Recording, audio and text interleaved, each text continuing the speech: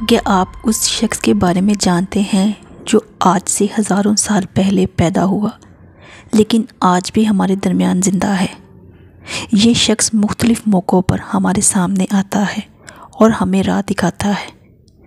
یہ ویڈیو دنیا کے سب سے پر اسرار شخص کے متعلق ہے، جن کے بارے میں ہر دور کے لوگ ہمیشہ تلاش میں رہے، جن کا نام خضر علیہ السلام ہے۔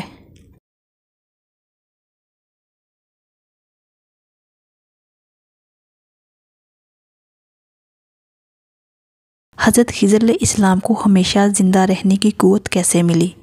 اس کے متعلق مختلف واقعات ملتے ہیں۔ ابن عساکر نے تاریخ دمشق میں لکھا ہے کہ جب حضرت آدم علیہ السلام کی وفات کا وقت آیا تو آپ نے اپنے تمام لڑکوں کو جمع کر کے فرمایا، اے میرے بیٹو، بے شک اللہ تعالیٰ زمین والوں پر ایک بڑا عذاب نازل فرمانے والا ہے۔ تم میری وفات کے بعد میرے جسم کو غار میں رکھ دینا، یہاں تک کہ سکون پا جاؤں تو میرے جسم کو ملک شام میں دفن کر دینا۔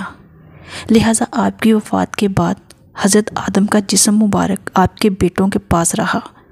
جب اللہ نے نوح علیہ السلام کو مبعوث فرمایا تو انہوں نے حضرت آدم کے جسم کو اپنے پاس رکھا۔ جس وقت اللہ نے زمین پر طوفان بھیجا اور پوری زمین ایک زمانہ تک ڈوبی رہی، طوفان ختم ہونے کے بعد حضرت نوح بابل شہر آ کر ٹھہرے اور اپنے تینوں بیٹے شام، حام اور یافیس کو وصیت کی کہ آدم علیہ السلام کے جسم مبارک کو اس غار سے لا کر شام میں دفن کر دو۔ یہاں انہوں نے وصیت کی تھی تو ان لڑکوں نے کہا، زمین وحشت ناک ہے، نہ کوئی زمین سے مانوس ہے، نہ وہاں کا راستہ جانتا ہے۔ حضرت نوح نے کہا، حضرت آدم علیہ السلام نے اس شخص کے متعلق جو ان کے جسم کو دفن کرے گا قیامت تک زندہ رہنے کی دعا کی ہے۔ پھر آپ کا جسم مبارک اسی طرح رہا، یہاں تک کہ حضرت آدم کے صلیبی اولاد جن کا نام خضر تھا، انہوں نے آپ کے جسم مبارک کو دفن کیا۔ اللہ نے حضرت آدم کی دعا قبول فرمائی تو حضرت خضر علیہ السلام جب تک اللہ چاہے گا زندہ رہیں گے۔ حضرت خضر کی کنویت ابو العباس اور نام بلیا تھا۔ ان کے والد کا نام ملکان تھا۔ حضرت خضر علیہ السلام کی یہ خصوصیت تھی کہ آپ جس جگہ بھی بیٹھتے وہاں آپ کی برکت سے ہری ہری گھاس اگ جایا کرتی تھی، اس لیے لوگ آپ کو خضر کہتے، جس کے معنی سرسبز چیز ہوتی ہے۔ ایک روایت کے مطابق آپ حضرت ذوالقرنین کے خالہ زاد بھائی تھے۔ حضرت ذوالقرنین اللہ کے نیک بادشاہ تھے جنہیں اللہ نے زمین کے بڑے حصے پر حکومت عطا فرمائی تھی۔ حضرت خضر حضرت ذوالقرنین کے وزیر تھے۔ کتابوں میں حضرت خضر کی لمبی عمر اور موت نہ آنے کی وجہ یہ لکھی گئی ہے کہ آپ نے آب حیات نامی ایک چشمے کا پانی پیا تھا۔ آب حیات کے بارے میں یہ بیان کیا جاتا ہے کہ جو اسے پیے گا، اس میں غسل کرے گا، اسے کبھی موت نہ آئے گی۔ تورات کے مطابق یوحنا میں آب حیات کا ذکر یوں ملتا ہے، پھر اس نے مجھے بلور کی طرح چمکتا ہوا آب حیات کا ایک دریا دکھایا جو خدا کے تخت سے نکل کر اس شہر کے درمیان میں بہتا تھا، اور دریا کے پار زندگی کا درخت تھا۔ آب حیات کا ذکر قدیم داستانوں اور کتابوں میں بھی ملتا ہے۔ ان داستانوں میں 3 شخص کا ذکر کیا گیا ہے جو آب حیات تک پہنچ گئے تھے۔ ان میں ایک حضرت الیاس علیہ السلام، دوسرے حضرت ذوالقرنین اور تیسرے حضرت خضر علیہ السلام ہیں، جن میں صرف حضرت خضر اور حضرت الیاس کو ہی وہ پانی نصیب ہوا۔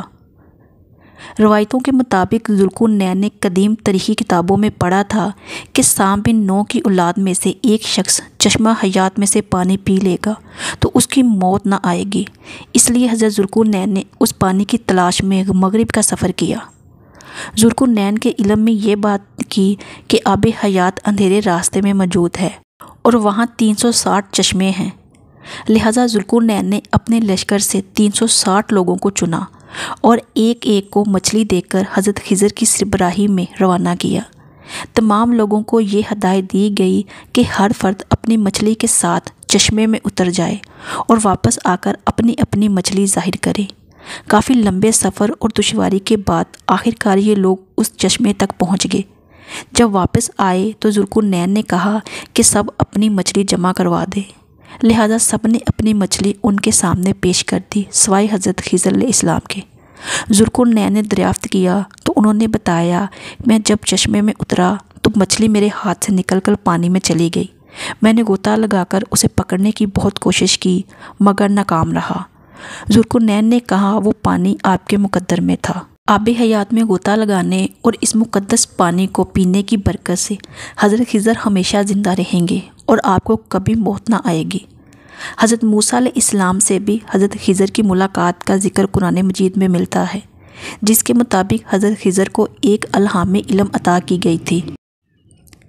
اس علم کو سیکھنے کے لیے حضرت موسیٰ حضرت خضر کی خدمت میں حاضر ہوتے ہیں اور ان سے درخواست کرتے ہیں کہ اللہ نے انہیں جو علم عطا کیا ہے وہ انہیں بھی سکھا دے، لیکن حضرت موسیٰ کی جلد بازی اور صبر نہ کرنے کی وجہ سے حضرت خضر وہ علم مکمل طور پر حضرت موسیٰ علیہ السلام کو نہیں سکھا پاتے۔ بعض علماء نے اس واقعہ کو دلیل بنا کر حضرت خضر کو نبی قرار دیا ہے، کیونکہ ایک پیغمبر کو ایک عام بندہ کوئی علم نہیں سکھا سکتا۔ حضرت خضر علیہ السلام کو جو علم لدنی عطا کی گئی تھی اس کے ذریعے آپ مشکل میں پھنسے لوگوں کی مدد فرماتے اور گمراہوں کی رہنمائی کرتے۔ لوگوں میں یہ بھی مشہور ہے کہ آپ راستہ بھٹک جانے والوں کو راہ دکھاتے۔ اگر کوئی اللہ کا نیک بندہ مشکل کا شکار ہو کر راستہ بھٹک جاتا ہے تو حضرت خضر علیہ السلام اس کی مدد کرنے عین وقت پہنچتے۔ روایتوں کے مطابق حضرت الیاس علیہ السلام کی ذمہ داری سمندر میں لوگوں کی رہنمائی کرنا ہے اور حضرت خضر زمین پر لوگوں کی رہنمائی کرتے ہیں۔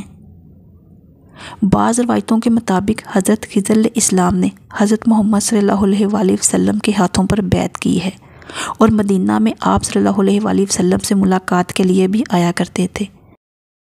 اس کے علاوہ عمر بن عبد العزیز سے بھی حضرت خضر کی ملاقات ثابت ہے۔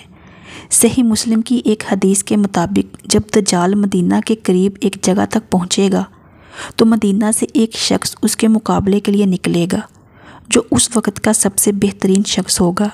یہ شخص حضرت خضر علیہ السلام ہوں گے۔